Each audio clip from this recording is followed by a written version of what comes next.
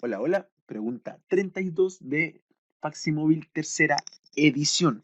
Una pregunta de funciones, que es un poquito más conceptual de funciones, aunque tiene harto cálculo igual, pero hay que entender primero unos conceptos claves aquí en las funciones, que es el concepto de epiyectividad o sobreyectividad. Puede llamarse de las dos formas.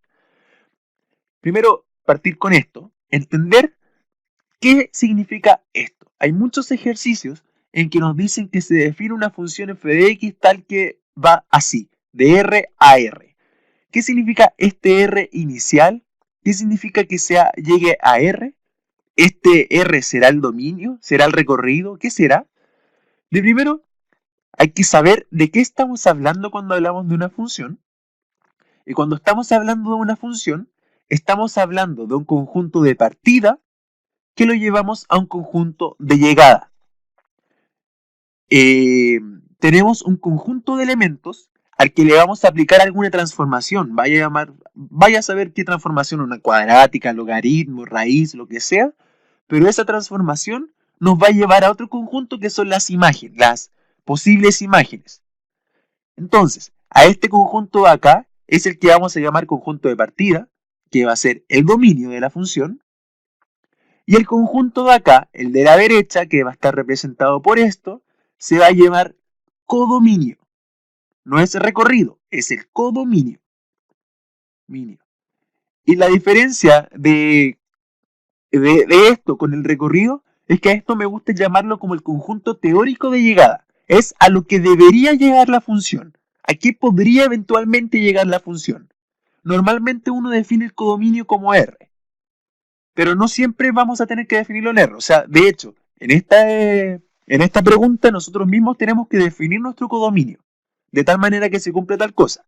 Ya, si tenemos esta función, imaginemos que esta función me transforma el elemento A del dominio en el elemento D.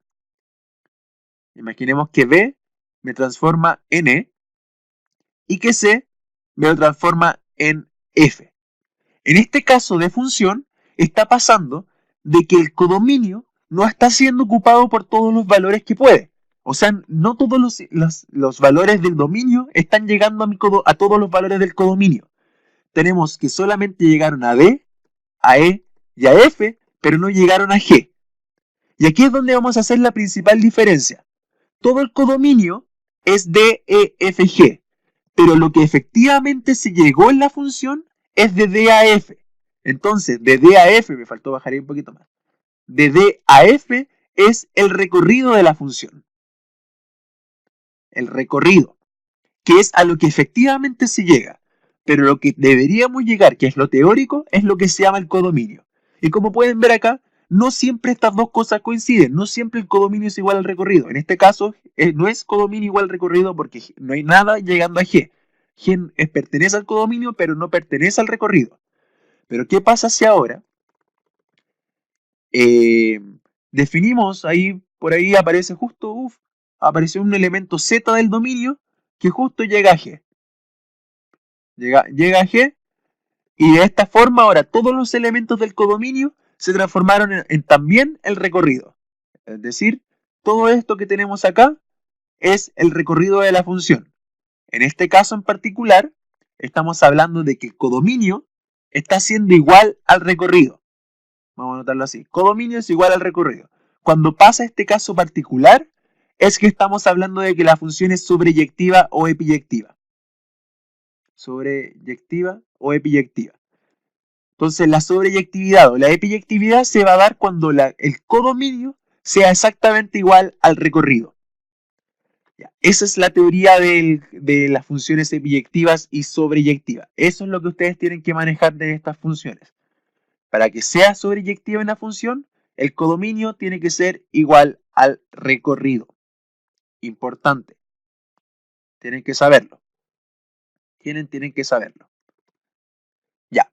Entonces, sabiendo eso, ya vamos a ir a lo que es el ejercicio, que dice que tenemos esta función f de x, tanto, tanto, y dice que su dominio es el conjunto A y su codominio es el conjunto B. O sea, es una función que parte en A, que va de A a B, así tal cual como lo habíamos escrito delante.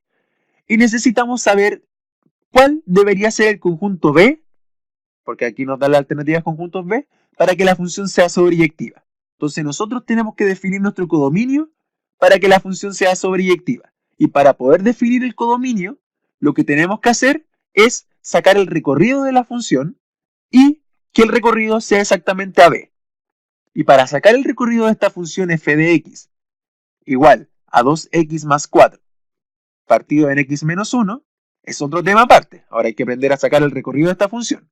Para sacar el recorrido de esta función, lo que vamos a hacer es despejar x en esta función. Porque en estricto rigor la función así como tal, tenemos definido que y f de x es igual a 2x más 4 partido en x menos 1. Entonces lo que vamos a hacer ahora es despejar x. Para eso vamos a pasar multiplicando el denominador. Va a quedar que ix menos y, porque multipliqué el y por x menos 1, y x menos y es igual a 2x más 4. Recuerden, la consigna es despejar x. Así que voy a pasar el x restando para la izquierda y el y sumando para la derecha. Me va a quedar ix menos 2x es igual a y más 4. Factorizo por el lado izquierdo por x. Esa es la forma de poder despejar x en estas cosas que son algebraicas. Factorizo, saco factor común x. Factor de y menos 2 es igual a y más 4.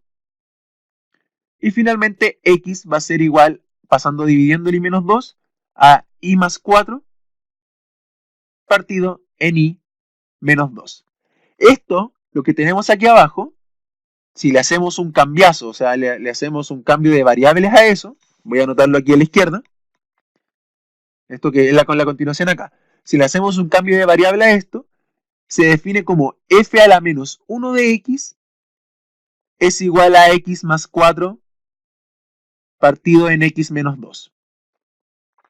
¿Qué hice acá? Cambié la variable x que estaba acá por un f a la menos 1 de x y todos los que antes eran y pasaron a ser x. Eso es porque de esta forma, cuando tenemos una función y despejamos x, lo que hacemos es despejarla, o sea, calcular la función inversa de la función. Por eso se anota como un f a la menos 1 de x. Es la función inversa a esto.